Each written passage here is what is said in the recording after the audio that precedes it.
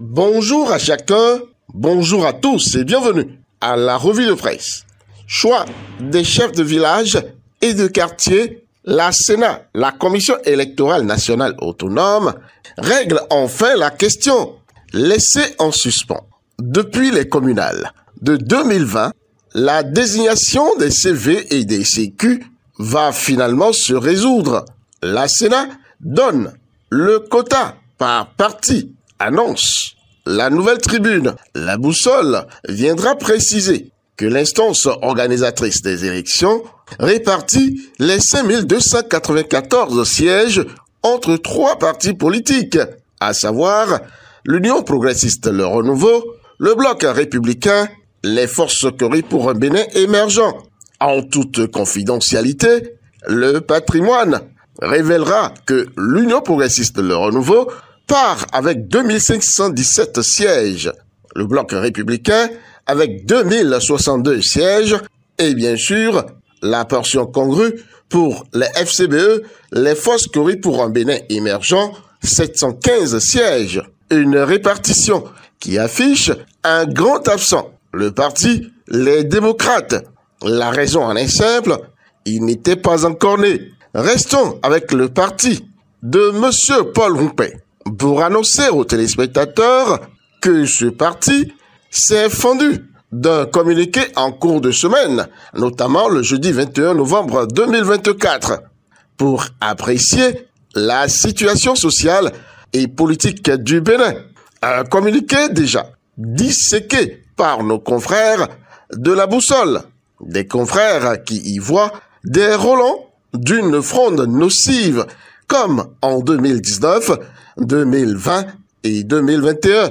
Eh bien, ces confrères ont la mémoire fertile. Ils alertent en effet sur le faire-valoir qu'aura servi ce parti pour la tenue du dialogue politique. Entre-temps, qui aura fait le lit à un certain nombre d'actes comme la révision de la Constitution, l'établissement et le vote du code électoral d'alors et d'autres faits qui n'auront pas été à l'avantage de la démocratie béninoise, déplore-t-il. Pendant ce temps, le balai des ministres et autres présidents d'institutions au Parlement pour aller défendre leur miam-miam, c'est-à-dire leur budget pour l'année 2025, ont commencé. Et les journaux nous en rendent compte. 109 nous informe, par exemple, que le ministre de l'Intérieur, Seydou Alassane, et son collègue des Affaires étrangères, Olusegun Adjadi Bakari, ont planché jeudi. Adjati News viendra certifier que ce fut un passage réussi pour eux, et surtout pour le ministre Olusegun Adjadi Bakari des Affaires étrangères, parce que ce dernier aura défendu avec brio, selon le journal, ses 19 milliards de francs CFA. Feuilletons à présent Libération, qui nous informe, toujours par rapport au budget général de l'État, exercice 2024, que près de 700 milliards de francs CFA sont prévus pour être injectés dans la protection sociale des populations vulnérables sur la période 2024-2028. Cela s'appelle lutte contre la pauvreté. Mais à quand la perception notable et tangible de cette lutte féroce sur le terrain? Bien malin qui pourra y répondre. Après les violences survenues après le match Libye-Bénin et qui aura consacré la qualification des Guépards du Bénin pour la CAN Maroc 2025, le gouvernement béninois prend ses responsabilités. Il saisit les instances compétentes pour protester et faire dire le droit.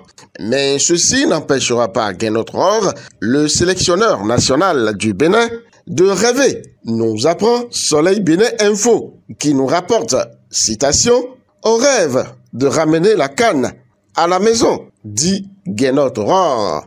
Impossible n'est pas béninois, nous aussi pouvons y rêver. Fin de cette revue de presse. Peggy Ludovic Dagba, rendez-vous dimanche prochain.